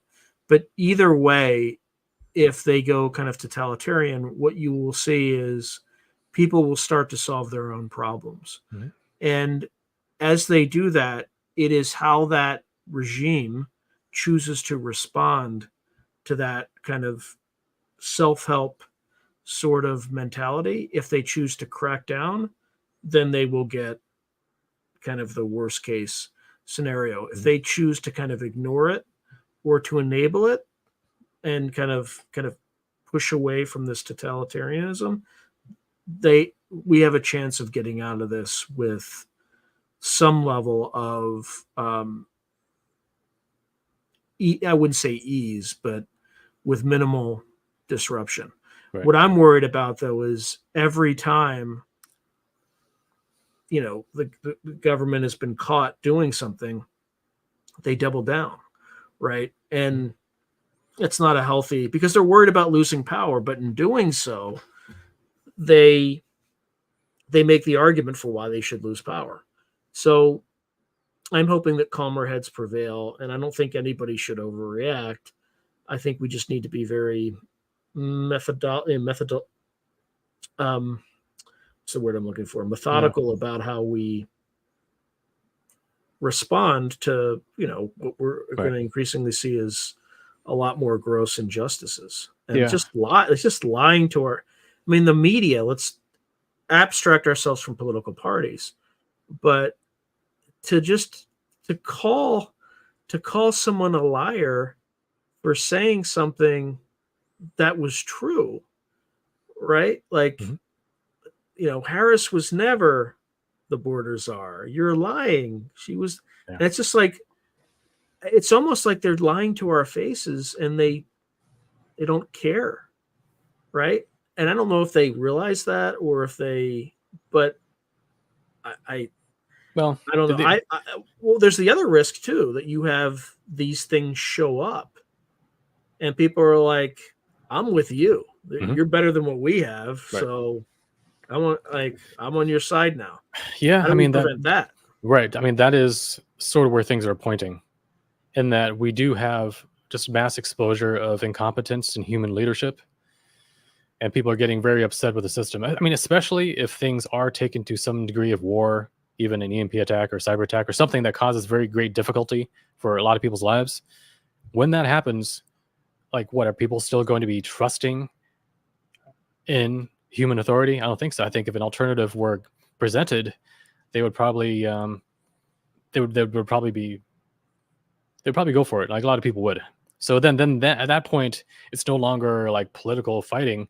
Now we're talking about ideological allegiances and wars and infowars between different alien factions, if there's more than one that shows up, which could get very, tense and interesting and exciting, depending on how masochistic you are. But I've had enough excitement in my lifetime. yeah, I kind of just want things to be quiet and have people be a little bit less crazy, particularly at the the heads of government. So, are there any factions that are kind of the good guys, at least on the non-human side? yeah, that's a controversial question, and it's one that comes up a lot, especially in the ufology circles nowadays, like on Twitter, for example. I mean, that question comes up all the time. And some people, of course, they believe in the Pleiadians and the Lyrans and Tagetans or whatever. And I think a lot of that is probably New Age fantasy, to be blunt. I think a lot of that's New Age fantasy because when they are in contact with these beings, they don't respond with a hammer of discernment and truth.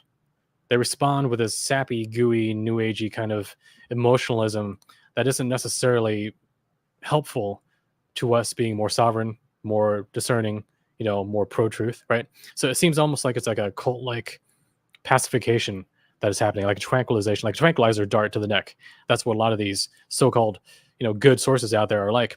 And I think it's because they are playing into people's naivete about what positive forces are actually like.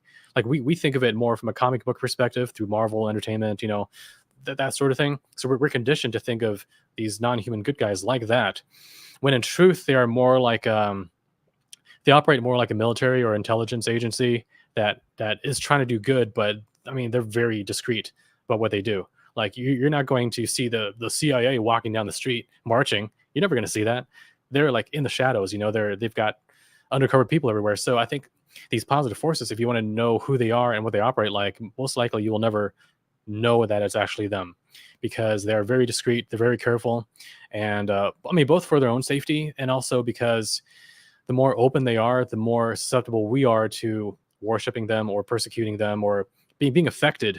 We lose our independence, our free will, our independence of mind if they were to come down in these glittering crystal ships or something and trying to be all Jesusly about it. I think we just fall to our knees and then what? I mean, then we would just be no different from jungle natives bowing before like U.S. Air Force people that land on some island. Speaking of the U.S. Air Force, you see this? Is this true?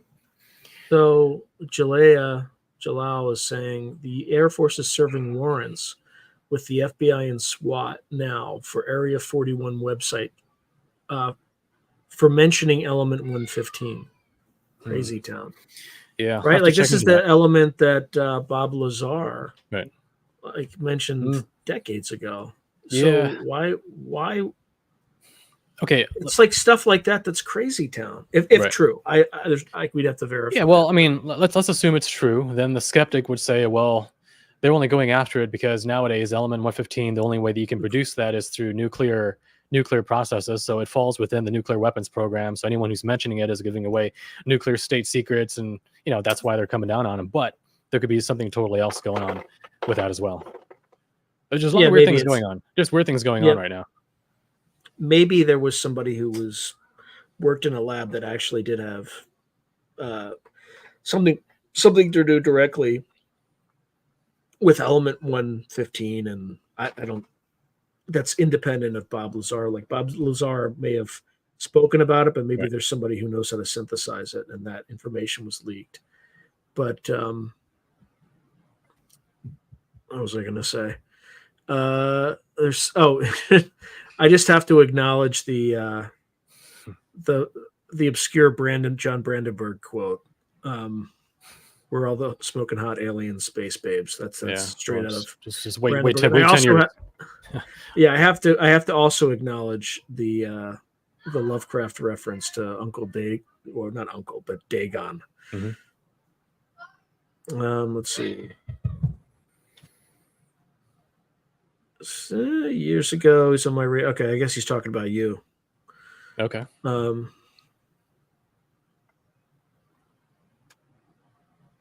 Okay, that's an interesting image. Yeah. So, what should people do to prepare for this? A change in reality. Do you think some form of disclosure is going to happen, or do you think they're just going to keep kicking this thing down the road? No, things are moving in that direction. Now, the question is which part comes first. I think I mean, obviously, I think we're definitely heading towards a technological singularity, which in itself will have massive civilizational ramifications. You know, Hmm. like so, like for example, Elon Musk. You know, it seems to me that imagine if you had modern, I don't know, like combustion engine technology, and you're a time traveler and you went back to the 1850s, and oh, you invent an engine that runs on like steam or something because you know how engines work, but you start off small, and then like a year later you introduce, oh well, now it runs on this thing we call gasoline, right? And then next, oh, now we got carburetors, and now we got like electronic ignition. Well, you're advancing very rapidly because you already have the end technology in mind. You already have that technology. That's why you can iterate so quickly. So when I look at Elon Musk and SpaceX iterating their space engine so quickly and just like coming out of nowhere and getting government contracts, it seems to me that they're probably laundering black ops technology, and they're just making a big fortune on technology that already exists. And they're taking it incrementally so that each step of the way they can get investors and people buying into it, and breaking in the money each step of the way. So I think we're heading towards this technological singularity that has already been planned, and that's just one of many many different things, because you got that, you've got like genetic engineering technology coming online, synthetic biology, uh, gosh, what else? I think at some point we will get free energy, but the issue with free energy is if it's just instant free energy, then that can be weaponized very easily. Not only that, you could end up, in a few short years, cutting down all the trees in the Amazon, right? Why not? I need to build a bunch of homes, and I can run my, buzz saws all night long, and it Right. doesn't cost me anything because it's free energy, Yeah. right? So there's a lot of danger of over resource utilization on things that, you know, you're assuming free energy. It's free, so you're not really consuming, resources at the same rate. But there are other resources that you need to build homes and stuff like that that may Right. not Mhm. have solutions, um, or that you just for practical reasons, you might still need wood to build houses because that's how people are trained to build these things. Mhm. Yeah, yeah. So So if you have a problem with government regulations now, just wait until something like that tries to come along. You can imagine it would be like a global. You almost have to have like a global authoritarian system in place to make sure that this crazy. It's not like just giving guns to monkeys. It's like giving nuclear bombs to monkeys. That's how big it potentially is. So you're going to have major a control system in place. Now we hear the word control system and we think, wow, that's like totalitarian. That's like really evil and bad.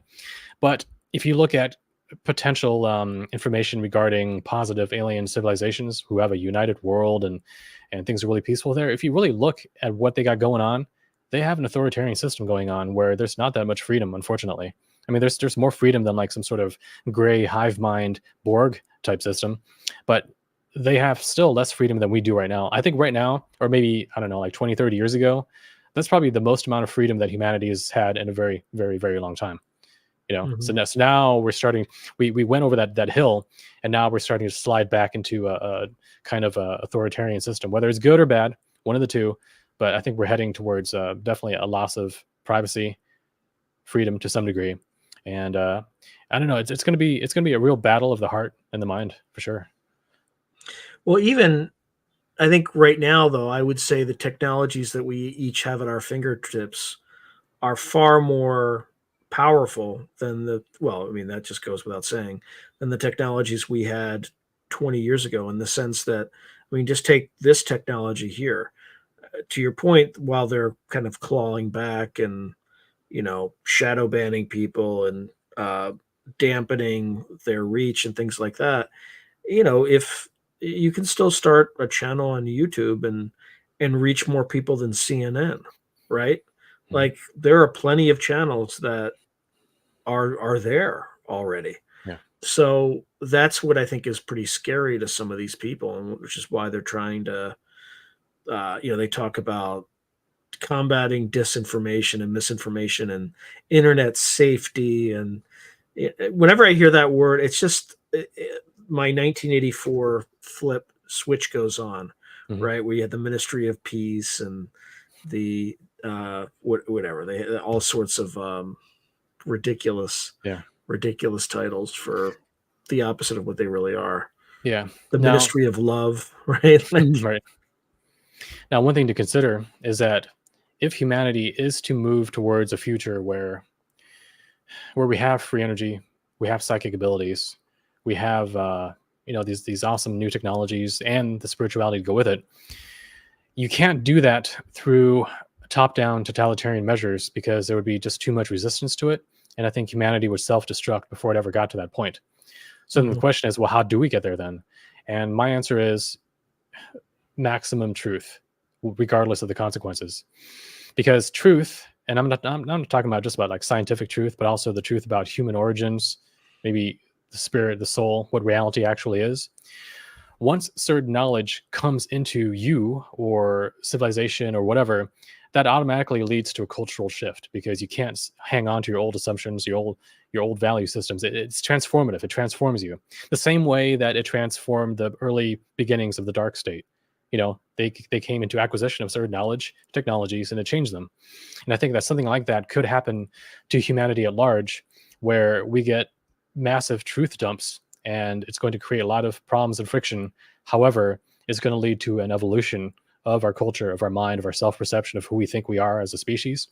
And that's going to naturally lead to the kind of social cohesion that we need in order to unleash and responsibly use a lot of these technologies. Now, what if there's certain deep, uncomfortable truths? All right. Yeah. So let me give you an example. Let's say, and I don't know, I mean, this theory has been posited by many different people. I have no idea how to confirm or deny whether or not it's true, but let's take the belief that humans are a hybrid species of some sort. And let's say that some humans are more hybrid than others. In other words, there's a de facto genetic caste system. How do you communicate that? Something as explosive as that to humanity? Yeah. Well, the problem is once you communicate that, then that's also going to come with the issue of genetic analysis run by AI on the human genome. Can you imagine what we would discover about our own origins just based on that alone? And then, as much as I hate to say it, imagine what happens if you take AI plus genetics plus social profiling of monitoring your online behaviors and things. AI will start linking certain genes to certain behaviors, political ideologies, certain like the capacity for independent thought or intelligence or whatever. And if that becomes a common truth, then humans will say, well, why don't we start tweaking our genes to make us more like whatever the cultural values happen to be at the time? I can go even darker than Yeah, that. go ahead. So let's say you have a AI that is constantly mixing and matching, and then suddenly, you don't have bars anymore because your social credit, score is, or the digital currency doesn't allow you to spend money on that, and you meet three people through matching apps, and the matching apps are determined by genetic comparability, right? But it turns out that genetic, in order to make that sort of judgment, you have to have an end in mind. And maybe that end is to have people who are more compliant, Mhm. people who are more passive, people who are more, for lack of a better word, a drone cast, right? And you systematically, except for the tippity top people, systematically breed out behaviors that are considered disruptive. One of which is creativity, right? Mhm. You might decide to breed out creativity. You might just, not intentionally, but as a byproduct of doing all these sorts of things. So Right. AI could be massively transformational. You could also have a genetic arms race. Let's say the Mhm. Chinese elites want to have, you know, uh, genetically, design their babies. Well, the U.S. would have to respond. We'd have to have our own program, and we would Right. have to. And next thing you know, what about the people who are not part of this? Right? They become a de facto, inferior caste by Mhm. no fault of their own. But there's potential for some really scary stuff to happen. Oh yeah.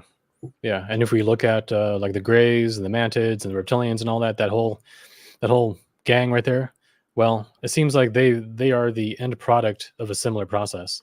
And that if they have genetic engineering abilities, they're most definitely going to breed themselves into different castes to optimize your genetics for each function of that caste system. And I think humanity could follow the same trajectory if we're not careful. Now, what I mean by not careful, well, not careful means either that culturally our assumptions, our beliefs are incomplete. Like, for example, if we gain more knowledge, but it is strictly materialist knowledge, then we will think, oh, well, it makes sense to genetically engineer ourselves because consciousness isn't even its own thing. It's just a product of biology. So let's just, work on the hardware. So some of these tech accelerationists that are online, like these Jeff Bezos and Elon Musk and other, some of them I think are definitely going down that materialist route. So they're heading towards that direction for sure. Yeah, And like augmented humanity, basically, right? Where yeah, you are, where you're having these kind of cybernetic man machine or human machine interfaces, hmm which that's scary because you're jacking yourself into the matrix, right? yeah, Literally. right. And it's based on flawed and incomplete assumptions about who we are, what this reality is. If you're only within that little materialist paradigm, you're going to end up like the Greys. You're going to end up like the mantid aliens or whatever. That's where you're going. However, if you augment that truth with truth about spirituality and the soul and human destiny, Hmm. then you'll start building up a system of ethos saying, okay, sure, we might do some genetic stuff, but we can't touch this aspect because that is the thing that gives us creativity or intuition or plugs us into the divine or something like that. Then that's like off limits. So maybe you'll get rid of cancer and disease and diabetes, but you're not going to touch that other stuff that is vital for the influence of the spirit through the human body. So, you can have those two different types of civilizations depending on what core beliefs and root assumptions are built into their belief systems. Yeah, and I think that's where the gigantic deficit is right now. Like Right. we have not advanced far enough on the spirituality aspect of reality, Right. right? We haven't, and as a result, this kind of mind matter, not mind matter, but this human machine interface sort of stuff is coming at us probably a little too quickly to the point where we're going to lose our humanity and become more machines than we Mhm. are, what we truly are, which is very likely, right? Yeah. A life force, call it a soul or whatever your spiritual tradition dictates it might be, animating, a meat suit at the hmm end of the day. Yeah. So there's a quickening coming in terms of where all these forces are coming together pretty rapidly, and we're going to have to make some very tough decisions Yeah. as a And species very soon. right. And my bet is that perhaps it won't even be a monolithic thing where we all go through this transhumanist thing or all go through the positive future. What if there is a splitting of humanity between those who align with that and genetically modify themselves in a materialistic paradigm and those who have a more spiritual view? And what if at some point the ones that are spiritual like that, they say like, well, screw this, we're not going to live on this planet with you guys always trying to persecute us. And they go off world. And then 1,000 years or a couple thousand years pass. And now we're back where we started with these NHIs, these aliens of different dispositions here right now with advanced technology that have genetically altered themselves, but in different directions based on different philosophies. It's this weird loop that's going on. It's almost like we're taking after our influencers, our, interstellar, interdimensional influencers by becoming them in a way, in a weird, twisted kind of way.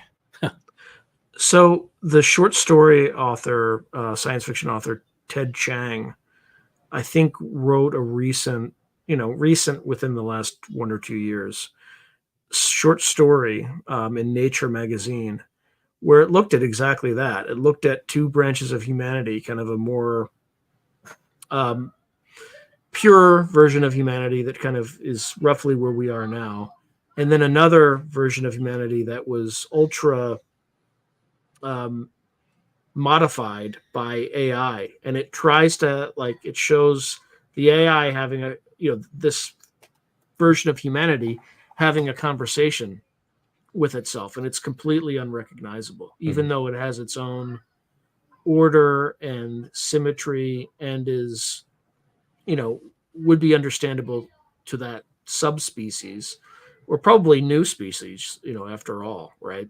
Yeah. A complete separate break, but you have this siphoning off of speciation, I guess would be the right way to describe it.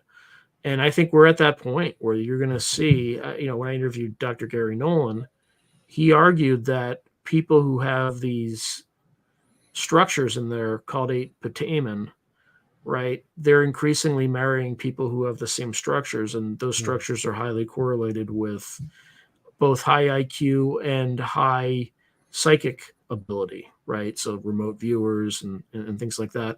And outside of chance, people are marrying each other who have these changes in brain structure, which implies that we're in the middle of a speciation kind of process where there will be people who have these abilities and there will be people who are current humans, and at some point those advantages are going to accrue to these people. The only way for base humanity to kind of catch up is to do, is to leverage technology to do all the things, the horrific things that we were talking about. Yeah. So it's going to be some interesting times. All right. So we have, I think, about 4 minutes left. So is there anything that you want to leave the audience with, like a final message, hopefully positive?